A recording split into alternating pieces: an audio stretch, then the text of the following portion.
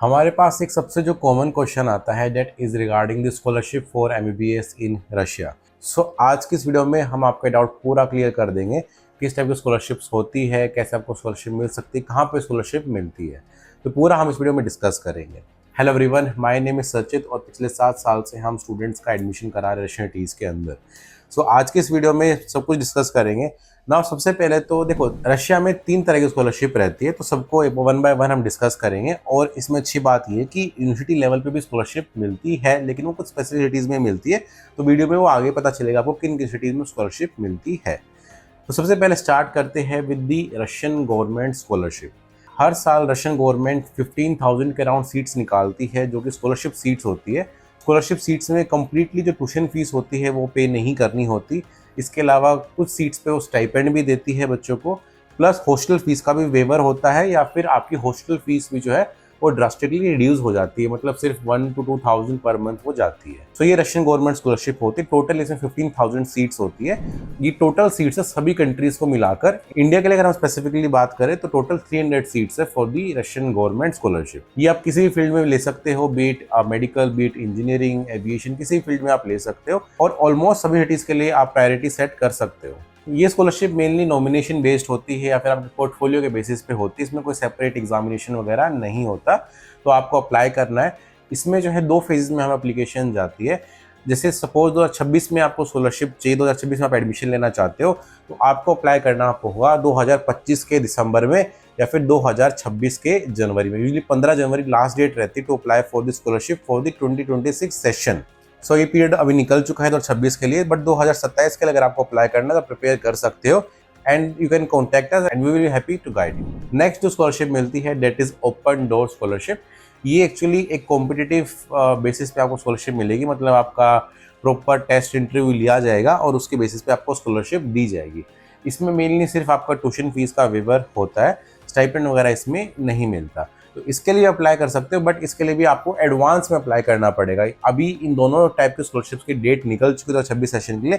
2027 के लिए आप रेडी हो सकते हो और आप टाइमली जब डेट्स ओपन होंगी उन पे आप अप्लाई कर सकते हो। अभी दोनों टाइप की जो स्कॉलरशिप है इसमें आपको ध्यान रखने की जरूरत है कि मोस्टली जो सीट्स है, कोटा जो सीट्स है, इसमें स्कॉलरशिप जो सीट्स है वो मिलती है for the Russian medium MBBS course, क्योंकि वहाँ की गवर्नमेंट प्रमोट करती है कि बच्चा आए और लाइक रशियन लैंग्वेज सीखे। और इसके लिए स्कॉलरशिप में इवन इंक्लूड होता है आपका 1 ईयर का प्रिपरेटरी कोर्स। मतलब अगर आपको स्कॉलरशिप मिलती है, रशियन मीडियम के लिए मिलती है, तो पहले वो आपको 1 साल के लैंग्वेज कोर्स के लिए बुलाएंगे।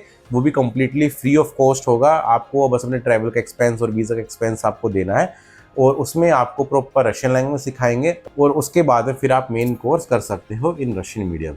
सो मोस्टली सीट्स जो है यहाँ पे रशियन मीडियम कोर्स के लिए होती है। इंग्लिश मीडियम के लिए बहुत ही लिमिटेड सीट्स यहाँ पे रहती है। अब थर्ड जो टाइप आता है which is the most important, which is university based scholarship. अब रशिया में कुछ ही यूनिवर्सिटीज़ ऐसी है जो कि स्कॉलरशिप प्रोवाइड करती है, और वो भी इंग्लिश मीडियम प्रोवाइड करती है। मतलब जैसे नॉर्मल बच्चे जाते हैं बाहर एमबीबीएस करने अपनी किसी भी यूनिवर्सिटी में, वहाँ पे इंग्लिश मीडियम कोर्स होता है, तो उसके लिए स्कॉलरशिप वो यूनिवर्सिटी देती है। बट ये कुछ ही यूनिवर्सिटीज़ के अंदर होता है, और आपको डायरेक्ट स्कॉलरशिप कभी भी नहीं मिलती। इनमें यूजुअली ऐसा होता है कि आप जैसे फर्स्ट ईयर में गए, आप अपनी पूरी फीस पे करोगे, फर्स्ट ईयर की परफॉर्मेंस के अकॉर्डिंग आपको सेकंड ईयर में आपको स्कॉलरशिप मिलेगी। अब वो सिर्फ सेकंड ईयर तक ही मिलेगी। सेकंड ईयर में अगर आपकी परफॉर्मेंस अच्छी रहती है फिर वो आपको थर्ड ईयर में मिलेगी। थर्ड ईयर में अच्छी अगर रहेगी तो आपको मिलेगी। अगर थर्ड ईयर में आपकी अच्छी नहीं रही तो नेक्स्ट ईयर आपकी कंटिन्यू नहीं होगी, आपको ओरिजिनल फीस पे करनी पड़ेगी। अब किन यूनिवर्सिटीज़ के अंदर होता है? प्राइमरली ये 2 यूनिवर्सिटीज़ के अंदर होता है जहाँ पे बच्चों को एक्चुअल में स्कॉलरशिप मिली है।